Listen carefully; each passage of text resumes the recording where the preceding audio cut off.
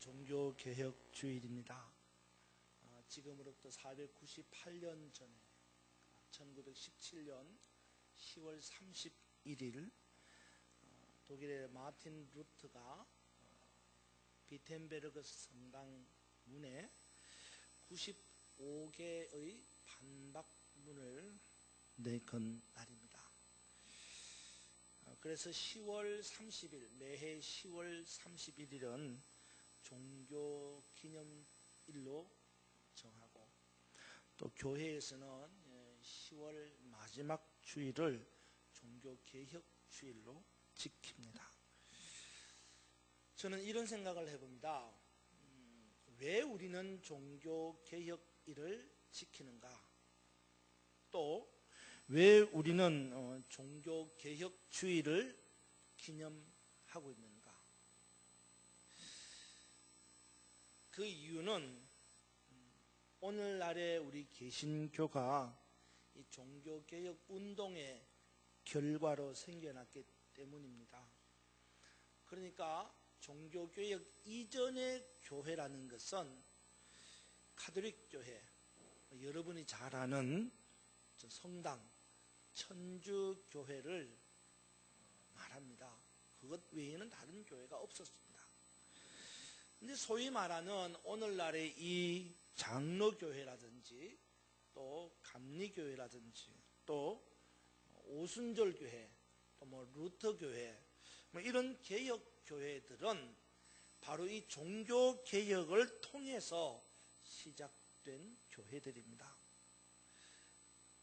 이 종교개혁을 시작하게 된 이 종교개혁에 불을 붙인 장본인이 누구냐 하면 바로 마틴 루터라는 사람입니다.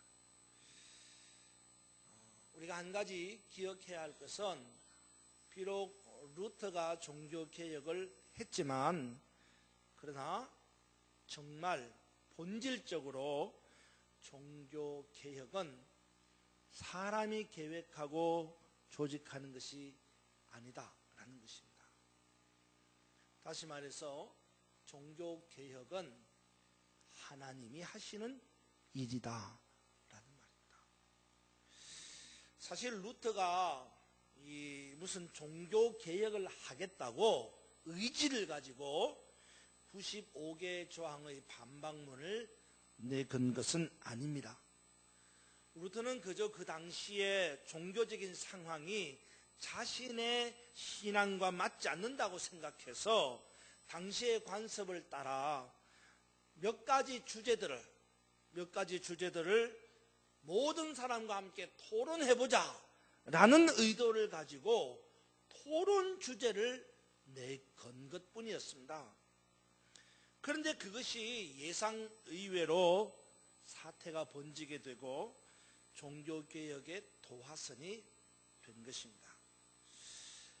나중에 루터도 자신이 한 그 행동에 대해서 이렇게 소회를 밝힙니다. 내가 처음에 95개의 조항을 발표했을 때에 나도 눈먼 말처럼 이끌려 나갔다. 그렇게 소회를 밝힙니다.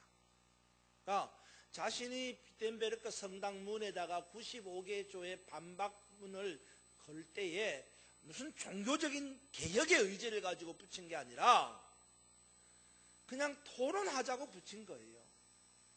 근데 이게 나중에 개혁의 도화선이 되니까 나중에 이 루터의 소회는 내가 95개 조항을 붙일 때에 나도 눈먼 말처럼 이끌려 나갔다는 거예요. 자기 의도가 없다는 겁니다. 자신의 계획 없다는 거예요. 특히나 그 당시에 가톨릭 교회에서 떨어져 나가서 무슨 다른 단체, 다른 교회를 만든다? 그런 것은 꿈에도 생각할 수 없는 일이었습니다. 다시 말하자면 루터는 단지 그 당시의 관행을 따라서 이런 내용들을 우리 한번 모여서 토론해 봅시다 라고 한 것뿐이었습니다.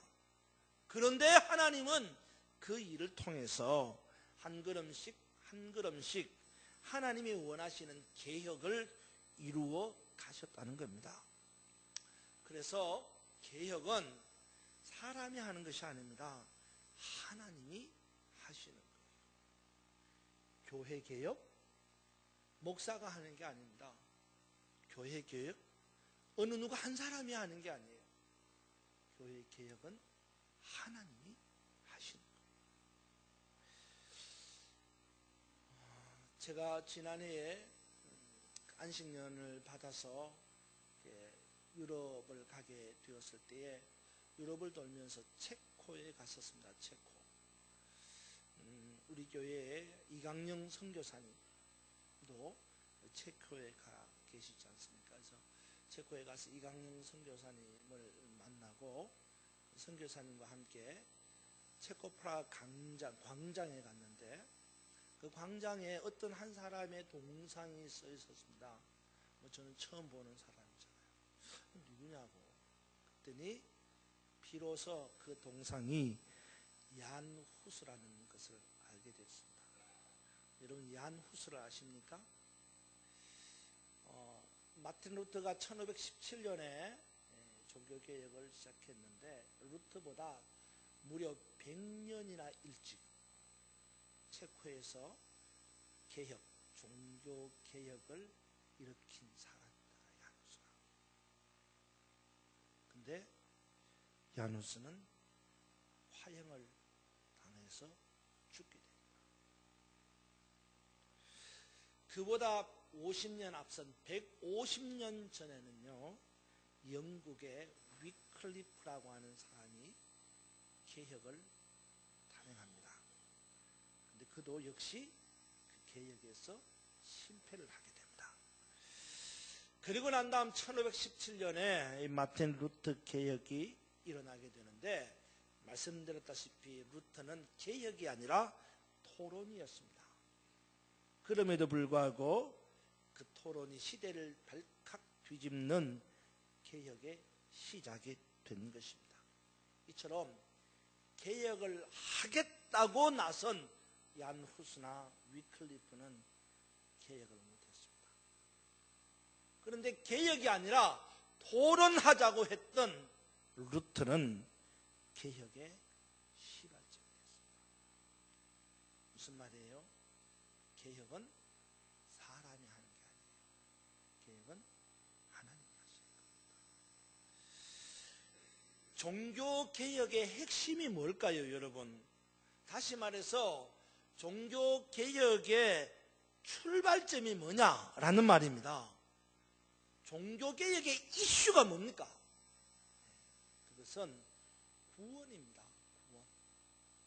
그러니까 사람이 어떻게 해야지 구원을 받을 수 있느냐, 또는 어떻게 하면 천국에 갈 수 있느냐라고 하는 이 문제에 대한 고민이 종교개혁의 출발점이고 핵심이고 이슈라는 겁니다.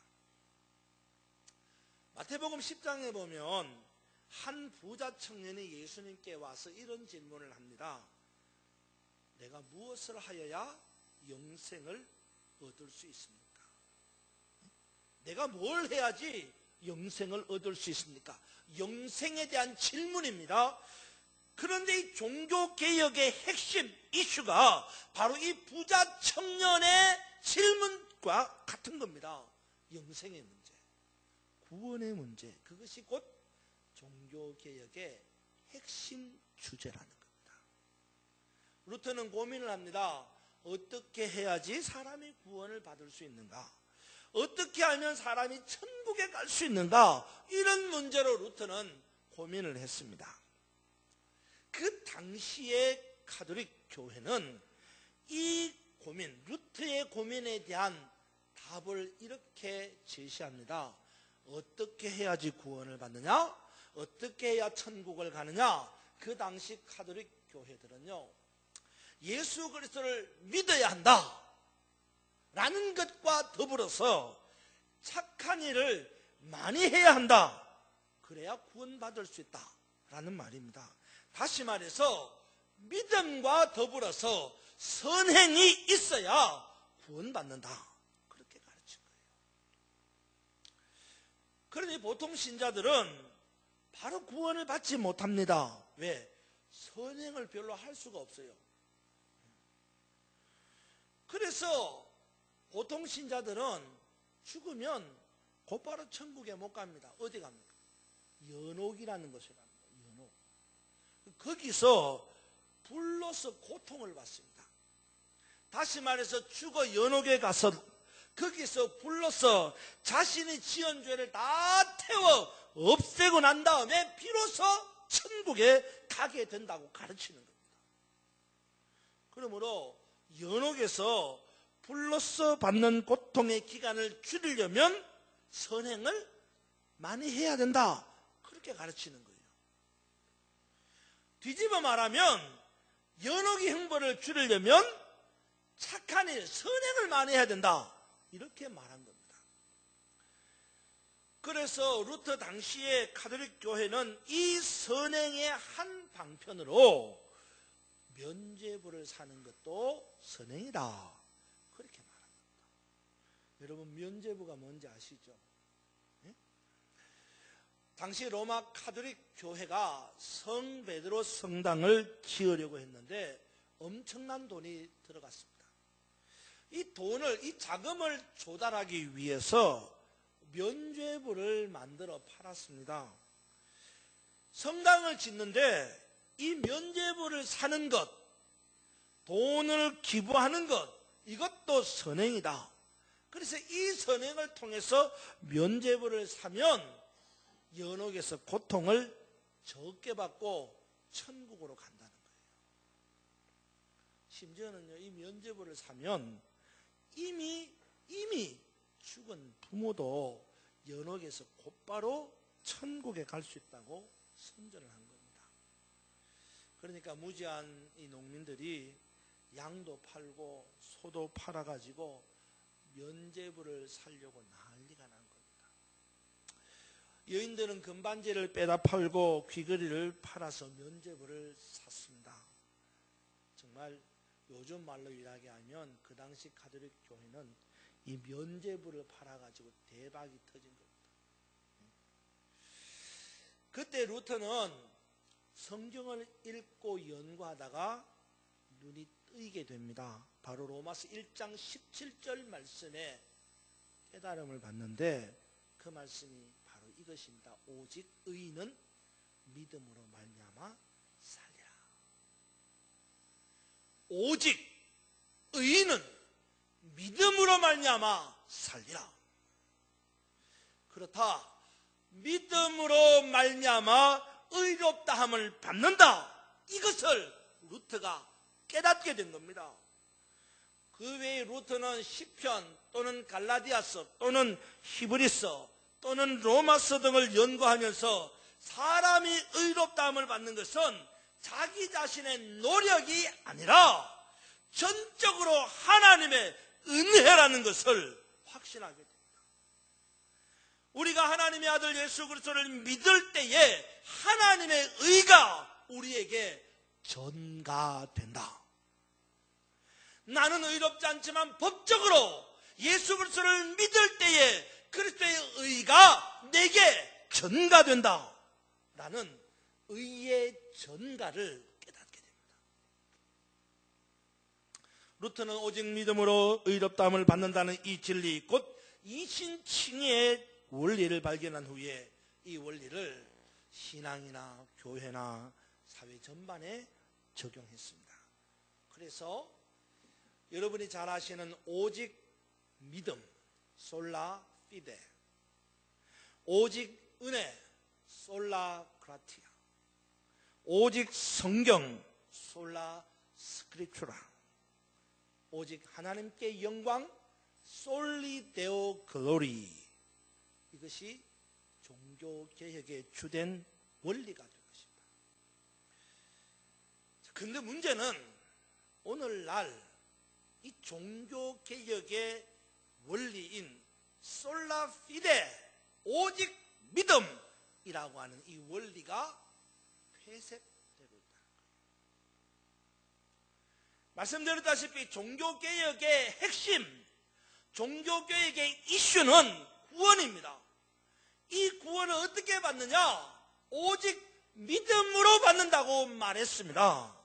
그런데 최근 일각에서는 믿음으로 구원받는 것이 아니고 믿음과 행함으로 구원받는다는 이야기가 종종 제기되는 겁니다. 여러분 흔히 그런 말 잘 듣지 않습니까? 한국 교회는 윤리가 문제다. 믿음은 좋은데 윤리가 엉망이야. 예수를 믿는 사람들이 죄를 너무 많이 짓는다. 사기도 하고 비리도 행하고 불법에 기독교인들이 너무 많이 끼어든다라는 것입니다. 사실 저는 오늘 이 설교하면서 너무너무 부끄러워서 아주 얼굴이 화끈거립니다. 저는 사실 3일 전부터 오늘 설교를 제가 할 수 있을까 하는 그런 무거운 짐을 졌어요. 제가 말은 안 했지만. 그러니까 몸도 마음도 너무 힘들었습니다. 여러분 아시다시피 서울에 있는 모 교회에서 참 이걸 제가 어떻게 설명해야 됩니까? 황 목사, 난 누군지 모르겠어요. 황 목사라는 이 두 목사가 그래 칼로 서로 찌르고 아시잖아요. 제가 이야기 안 해도 이걸 제가 왜 설명해야 될지 저도 모르겠어요. 뭐 성도들이 나가서 나쁜 짓, 이게 뭐 중요합니까? 그래 요즘 한국교회의 문제가 뭐냐? 믿음의 문제가 아니라 행함의 문제라는 거죠. 행함의 문제. 그 왜 그런가? 라고 생각해 보니 교회가 너무 믿음으로 구원받는다 라고 가르쳐서 그렇다는 거예요. 다시 말해서 이신칭의만 강조했기 때문에 그렇다는 겁니다. 여러분 아이들이 부르는 복음송에 그런 노래 있잖아요. 돈으로도 못 가요 하나님 나라. 그죠? 또 어여뻐도 못 가요 하나님 나라. 또 이게 중요합니다. 또 맘 착해도 못 가요 하나님 나라. 그러면서 어떻게 가요? 믿음으로 가는 나라 하나님 나라. 그게 무슨 말이에요? 마음 착해도 안 된다는 거예요. 믿음으로 간다는 거예요. 믿음만 강조하는 거예요.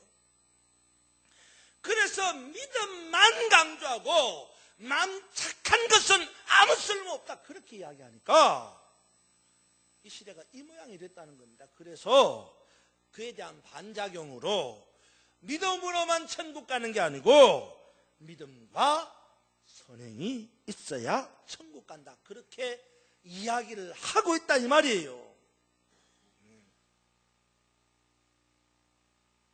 우리 가운데도 그런 분 있을 거예요.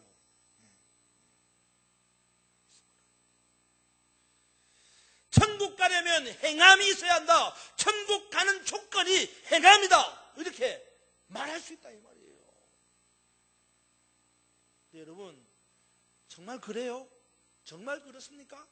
행함이 구원의 전제 조건입니까? 천국 가려면 행함이 있어야 합니까? 결론적으로 말하면 이렇게 주장하는 것은 다시금 로마 가톨릭 교회로 돌아가는 거예요. 옛날로. 선행이 구원받는 데 기여한다 라는 이 주장은 옛날 가톨릭 교회의 믿음과 선행이라는 주장과 같은 겁니다. 종교개혁자들의 노력과 성과는 아무 쓸모가 없습니다. 전적으로 하나님의 은혜로 구원받는다는 구원의 진리를 무시하고 퇴보시키는 것입니다. 성경의 가르침에 위배되는 것입니다. 로마서 10장 9절에 보면 이렇게 기록합니다. 네가 만일 네 입으로 예수를 주로 시인하며 또 하나님께서 그를 죽은 자 가운데서 살리신 것을 네 마음에 믿으면 구원을 받으리라. 다른 거 없어요. 믿으면 10절에 보면 계속해서 사람이 마음으로 믿어 의에 이르고 입으로 시인하여 구원에 이르느니라 그랬습니다. 뭐예요? 믿음으로 의에 이르는 것이지 행함으로가 아니다 이 말이에요. 여러분 다시 이야기합니다. 믿음으로예요. 그러면 행함은 뭡니까? 믿는 사람은 행함을 그렇게 엉망으로 해도 됩니까? 예. 믿는다고 가르치는 목사가 칼부림을 해도 되느냐 이 말이에요. 아니죠. 당연히 아니죠. 믿는 사람에게도 선행이 나타나야 합니다. 어떻게 해요? 정말로 잘 믿는 사람은요, 행동이 선행으로 나타나는 겁니다. 이게 중요한 거예요. 정확히 말해서 선행은 믿음으로 의롭다함을 받은 사람들이 하나님의 은혜에 감사해서 행하는 행동입니다. 아시겠어요? 하나님의 큰 은혜를 깨달은 사람은 감사해서 자발적으로 선한 일, 착한 일을 하게 돼 있다는 거예요. 그래서요, 개혁교회에서는요, 이 선행을 가리켜서 뭐라 그러냐면 감사의 규칙이라고 말합니다. 무슨 말이에요? 하나님께서 주신 믿음에 감사해서 선행을 하게 돼 있다는 거예요. 믿음의 열매입니다. 믿음의 결과입니다. 선행은 믿음의 열매고 결과입니다.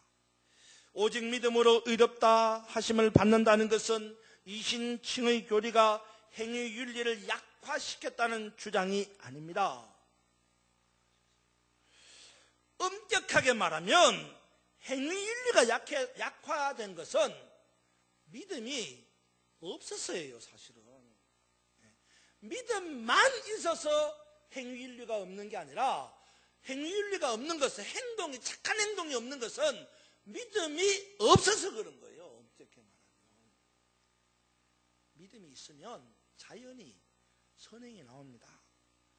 삶이 바르고 윤리가 바르고 교회도 잘 섬기는 거예요. 믿음이 있으면. 믿음이 없으면 아무리 행함을 강조해도 안 되는 거예요. 여러분, 선한 일을 가르쳐서 됩니까? 아니에요. 예, 몇 번은 되겠죠. 몇 번은 할 수 있겠죠. 착한 일을. 예? 그런데 본질적으로 끊임없이 계속해서 안 되는 거예요. 왜? 믿음이 없으면 안 되는 거예요. 믿음이 없으면 윤리가 나빠집니다. 오늘날 한국 교회의 윤리가 안 좋아지는 근본적인 이유가 뭐냐? 믿음이 없어서 그런 거예요. 믿음이 없으니까 하나님을 두려워하지 않습니다. 하나님을 두려워하지 않으니까 죄를 짓는 거예요. 믿음이 있으면 하나님을 두려워하게 되고, 하나님을 두려워하게 되면 그 계명을 지키고 선행을 하게 돼 있다 이 말이에요. 그러면 왜 한국교회는 믿음이 없어졌을까? 한국교회라는 게 지금 남 이야기하는 게 아니잖아요. 그죠? 그 교회 안에 포함되어 있는 저와 여러분을 이야기하는 거예요. 왜 우리에게 믿음이 없어졌을까요? 한국교회에 설교가 얼마나 많습니까? 한국교회의 집회가 얼마나 많습니까? 한국교회의 행사가 얼마나 많습니까? 그런데 왜 믿음이 적어지느냐 이 말이에요. 설교는 많은데 믿음은 적다. 왜 그렇습니까? 여러분, 믿음은 어디에서 오는 거죠? 오늘 우리가 읽은 성경에도 보면 믿음은 어디에서요? 들음에서 오는 것입니다. 근데 여러분, 믿음은 들음에서 온다는 말은 여러분 알고 있는데, 그러면 무조건 들으면 믿음이 생깁니까? 이게 문제예요. 믿음은 들으면서 오는데 그렇다고 무조건 듣기만 하면 믿음이 생기느냐 이 말입니다. 아니에요. 믿음은 들으면서 오지만 무엇을 듣느냐에 따라서 달라집니다, 여러분. 그래서 17절에 보면 이렇게 말합니다.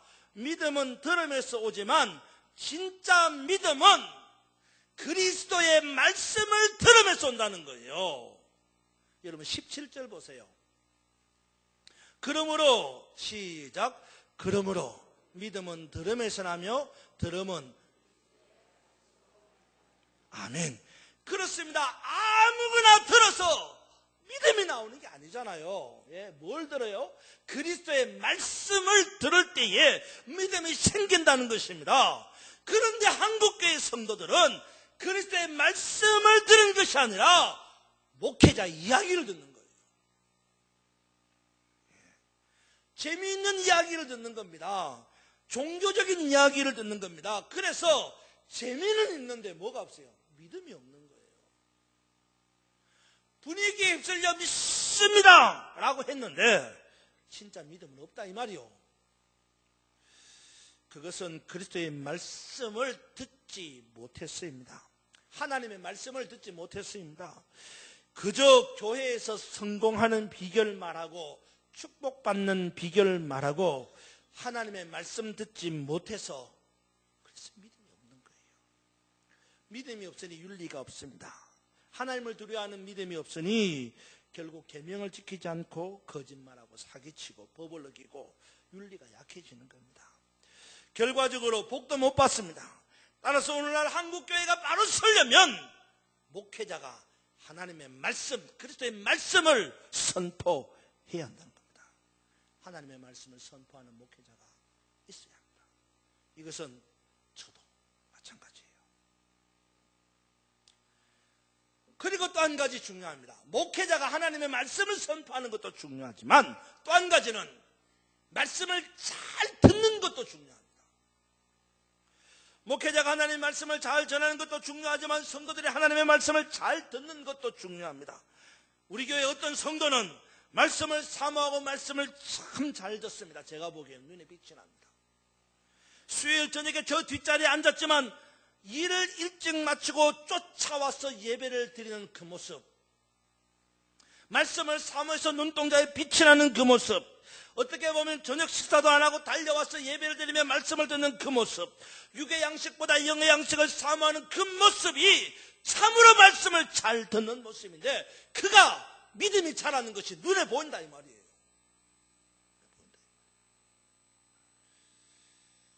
오랫동안 말씀을 들어도 변화가 덜 된 사람은 예배 시간에 말씀을 들을 때 딴 생각하는 거예요. 여러분 씨 뿌리는 비유 아시죠? 씨 뿌리는 비유. 씨가 가시 떨기에 떨어졌습니다. 무슨 말이에요? 말씀을 들을 때 염려하고 또 재리 유혹에 빠지고 욕심에 빠지게 되면 말씀이 결실하지 못한다는 겁니다. 말씀을 들을 때는요, 잡념이 들어오지 않도록 기도해야 합니다. 여러분의 의지예요. 여러분의 의지. 저는요, 여러분들이 혹시 이렇게 기도할까봐 드렸던 하나님, 내가 딴 생각하지 않게 해 주시옵소서. 내가 안 하면 돼요. 그렇잖아요. 내가 안 하면 되지. 왜 그렇게 기도하는 결론은 뭡니까? 하나님이 딴 생각하게 하신 거예요, 그러면. 그렇잖아요. 예배 시간에 딴 생각하지 않게 해 주십시오. 내가 안 하면 되는 거예요. 내가 딴 생각 안 하면 돼. 여러분의 의지예요. 히브리서 4장 2절에 보면 이렇게 말합니다. 그 들은 바 말씀이 저희에게 유익되지 못하는 이유가 뭐냐? 이렇게 말합니다. 여러분들이 들은 말씀이 여러분에게 유익되지 못하는 이유가 뭐냐? 이렇게 말해요. 듣는 자가 믿음을 화합하지 아니함이라. 무슨 말이냐면 들을 때에 믿음으로 화합하지 않아서 그렇다. 그러니까 들을 때는 뭐로 들으라는 거예요? 믿음으로 들으라. 그래서 여러분 말씀을 들을 때 뭐 하라 그래요? 들을 때 아멘, 아멘, 아멘 하는 거죠. 입을 열어서 아멘 하는 겁니다. 왜? 그 말씀을 믿음으로 받아들여 화합하는 거예요. 그래서 믿음으로 받아들여 화합해서 아멘 하면 결실을 거두는 거예요. 우리는 하나님의 말씀을 들을 때 믿음으로 화합하도록 해야 합니다. 말씀을 들을 때 성령의 역사하심이 있어 믿음으로 화합하도록 기도해야 합니다. 사랑하는 여러분, 오늘 종교개혁주일입니다. 자꾸 우리는 개혁을 하려면 교회를 개혁해야 된다, 사람을 개혁해야 된다, 자꾸 다른 쪽을 말한다. 저는 오늘 그런 생각을 합니다. 다른 사람을 개혁하기보다는, 다른 교회를 개혁하기보다는 나를 우리 스스로를 개혁하자. 어떤 개혁을 하느냐? 여러분, 저나 여러분이 믿음으로 구원받습니다. 할렐루야. 그 믿음이 온전한 그리스도의 분량에 이르도록 자신을 개혁하는 것입니다. 그 개혁을 위해서는 뭘 해야 돼요? 잘 들어야 된다. 어떻게? 믿음으로 화합할 수 있게 들어야 되는 거예요. 그럴 때 들을 때마다 하나님께서 내게 은혜 주셔서 뭐 하라고요?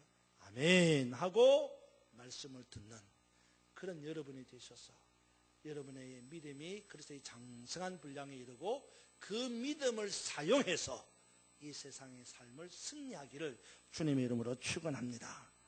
기도하겠습니다. 하나님, 오늘 종교개혁주일 우리의 믿음을 돌아봅니다.